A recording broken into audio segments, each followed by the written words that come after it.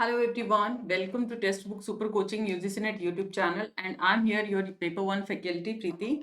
So I hope you guys are fit and fine. तो जैसे कि आप देख सकते हैं कि आप लोगों की एग्जाम अभी गोइंग ऑन है, तो काफ़ी स्टूडेंट्स को एक्साइटमेंट रहता है कि मैम किस तरीके के एग्जाम्स हैं, कैसे शिफ्ट में पूछा गया है। तो ये सारी चीज़ें बहुत ही ज़्यादा मतलब बच्चों को ये एक्साइटमेंट रहता है कि मे बी ऐसा क्वेश्चन मेरी शिफ्ट में आ जाए। तो कुछ इंपॉर्टेंट चीज़ें भी मैं आपके साथ डिस्कस करूंगी और आज की 2 मार्च का जो शिफ्ट 1 है स्टूडेंट से जस्ट अभी मैंने फ़ोन पे फीडबैक लिया है। ठीक है, तो अभी वो मैं आप लोगों के साथ शेयर करने वाली हूँ कि क्या आप लोगों का आज के एग्जाम का एनालिसिस रहा है। 2 मार्च शिफ्ट 1 का पेपर 1 का मैं बेसिकली आपके साथ डिस्कस करूंगी। तो अगर मैं ओवरऑल बात करूँ तो जो पेपर 1 का जो पैटर्न रहा है अभी 21 से लेके ऑलमोस्ट हमारे एग्जाम शुरू हैं और आज तक का पैटर्न रहा है वो पीवाईक्यू बेस्ड है। हालांकि कुछ स्टूडेंट ये भी बोलते हैं नहीं मैम एग्जाम बहुत ही टफ है, बट देखिए एग्जाम हो सकता है इस लेवल पे हर बच्चे का अपना अपना पर्सपेक्टिव रहेगा इस चीज को लेके। हो सकता है किसी को डीआई अच्छे से आता तो उसके लिए वो डीआई इजी जाएगा, बट अगर किसी को डीआई को कॉन्सेप्ट ही नहीं आता तो उसके लिए वो डेफिनेटली क्या होगा, डिफिकल्ट होगा। तो जितने स्टूडेंट से आप सुनेंगे उतना ही आप लोग उस चीज में कंफ्यूजन आपके सामने आएगी। एक बच्चा हो सकता है आपको डिफिकल्ट बोले, एक हो सकता है मॉडरेट और एक हो सकता है इजी, क्योंकि तीनों कैटेगरी का बच्चा वहां पे एग्जाम में बैठता है तो हर कोई अपना एनालिसिस लेके आता है। तो मैं यहाँ पे आप लोगों को कंफ्यूज नहीं करूंगी, जस्ट मैं आपको टू द पॉइंट चीजें बताऊंगी और उसके साथ साथ अपकमिंग एग्जाम्स में कौन से टॉपिक आपको स्किप नहीं करने और किस चीज पे फोकस करना है वो चीज हम शेयर करेंगे। So let's start with the session. तो सेशन को एक बार लाइक शेयर जरूर करिएगा और चैनल को जरूर सब्सक्राइब करिएगा फॉर इम्पोर्टेंट अपडेट, आपकी जो भी इम्पोर्टेंट सेशंस रहते हैं यूजीसी नेट के रिगार्डिंग। तो अगर मैं टीचिंग एप्टीट्यूड की बात करूं तो टीचिंग एप्टीट्यूड आपका इजी टू मॉडरेट रहा है। ओवरऑल अगर मैं पेपर की बात करूं तो इजी टू मॉडरेट की ही कंडीशन के अंदर बताया गया है, क्योंकि मैंने जो अभी फीडबैक लिया है वो जो स्टूडेंट है वो रेगुलर स्टूडेंट है। देखिए अगर आप कभी कभी क्लासेस अटेंड करेंगे तो जाहिर सी बात है कि आप लोगों के लिए वो डिफिकल्ट होगा, बट अगर रेगुलर क्लासेस में बने हुए हैं, ऐप की क्लासेस अटेंड करते हैं और आप यूट्यूब की क्लासेस भी अटेंड करते हैं या फिर आप में से किसी बच्चे ने कोर्स ले रखा है तो उस चीज का बहुत फर्क पड़ता है। ठीक है, हालांकि जिससे मेरी बात हुई है वो फ्री क्लासेस को ही रेगुलरली फॉलो करते आए हैं। तो टीचिंग एप्टीट्यूड आपका इजी लेवल का बताया गया है। लाइक इसके अंदर स्वयं से भी एक क्वेश्चन पूछा गया था, स्वयं आपका आईसीटी का भी पार्ट है और मैंने बोला है स्वयं एक ऐसा टॉपिक है जो कि बार बार आपसे पिछले 3 साल से पूछा गया जब से इसने हमारे यहाँ पे एंट्री ली है। ठीक है, इस इनिशिएटिव ने। और आज मैंने स्वयं के जो 9 कोऑर्डिनेटर और सेक्टर हैं उनकी वीडियो भी आप लोगों को बना दी है, तो वो भी ट्रिक्स के साथ आप याद कर सकते हैं। वो कोऑर्डिनेटर्स को भी आप जरूर याद करके जाइए, अपकमिंग शिफ्ट में हो सकता है एग्जाम हो। रिसर्च एप्टीट्यूड की मैं बात करूँ तो टाइप्स है, एथिक्स है, कुछ इस तरीके के वर्ड्स को मिला के, इस तरीके के टॉपिक्स को मिला के स्टेटमेंट बेस्ड काफी क्वेश्चन पूछे गए थे। दूसरी एक और चीज ये रखी गई है कि डायरेक्ट आपसे क्वेश्चन नहीं पूछे गए हैं। ऐसा नहीं है कि बताइए एक्शन रिसर्च के कौन से फेजेस आते हैं, प्लान, एक्ट, ऑब्जर्व, रिफ्लेक्ट, इस तरीके से नहीं पूछा गया। क्वेश्चन आपसे स्टेटमेंट बेस्ड बना दिए, असर्शन रीजन बेस्ड बना दिए। तो मल्टीपल वर्ड्स का यूज करके आपके टीचिंग, रिसर्च और कम्युनिकेशन में आपसे क्वेश्चन पूछे गए हैं। कम्युनिकेशन इजी बताया गया है, अगर आप लोगों ने थोड़ा सा भी प्रिपरेशन अच्छे से किया है तो वो चीज आप इजीली कर सकते हैं। डीआई आपका इनकम एक्सपेंडिचर बेस्ड बताया गया है, इनकम और एक्सपेंडिचर बेस्ड। इसका मैंने शॉर्टकट भी आप लोगों को कवर करवा रखा है, इवन फ्री सेशंस के अंदर भी कवर कराया है और पेड के अंदर तो ऑलरेडी मैं करवा ही चुकी हूँ कैसे शॉर्टकट के साथ इनकम एक्सपेंडिचर आप लोग कर सकते हैं।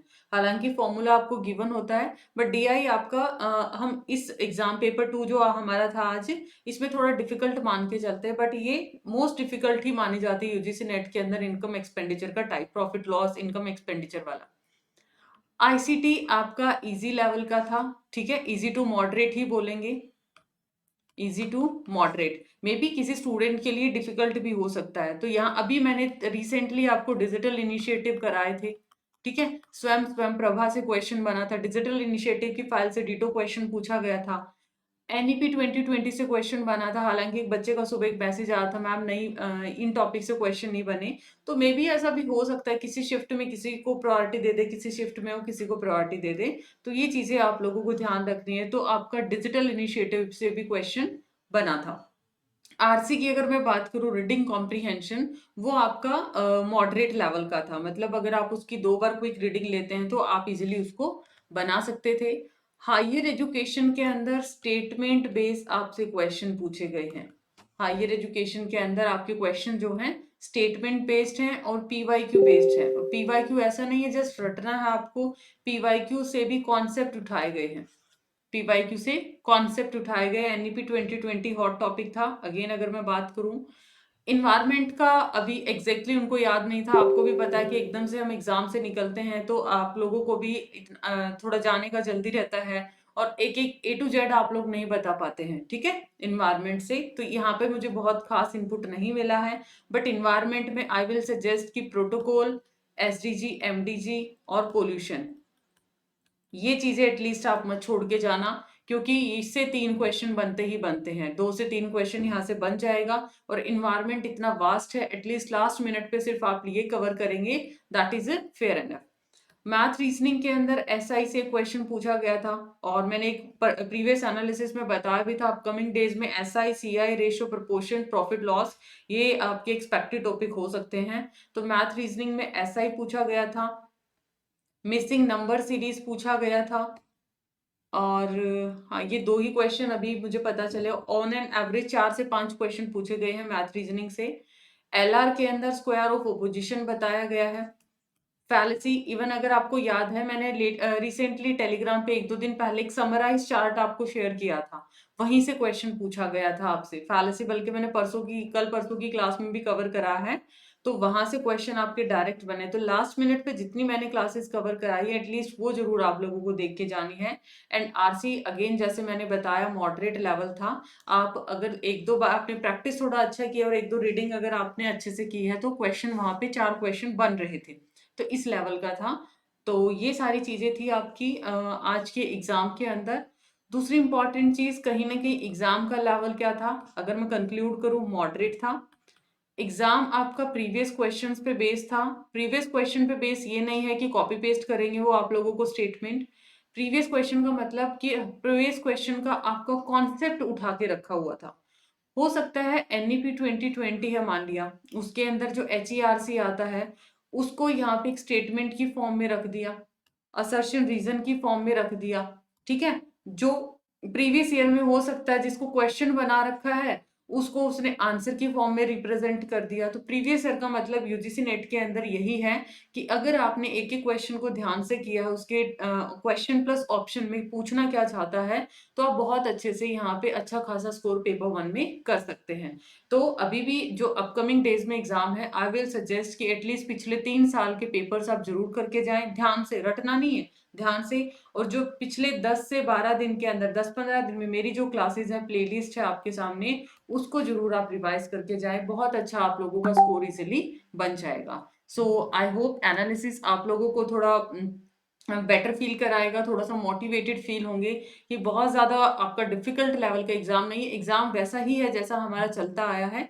हाँ, थोड़ा वोकैबुलरी वो चेंज कर देता है, ये छोटी छोटी चीजें तो वो चेंज करेगा। देखो 10 यूनिट है, इतनी शिफ्ट में उनको एग्जाम भी लेना है, तो अगर वही चीज कॉपी पेस्ट करेगा तो वो कंपटीशन को कैसे तोड़ेगा। तो ये चीज भी तो आप लोग देखिए ना। तो ऐसे तो चीजों आपको उनको पिक करना पड़ेगा भी, कैसे न कैसे आपको उलझाए वो, राइट। तो अब आपकी बारी है कि आप कॉन्सेप्ट कितने अच्छे तरीके से करके गए हैं। So I hope you like it. It's informative for you. So do like it, do share it, and do subscribe this channel for important sessions and updates. Comment section में जरूर फीडबैक देना, आपको वीडियो कैसा लगा, और किसी भी doubt को भी आप पोस्ट कर सकते हैं। I will try to reply that.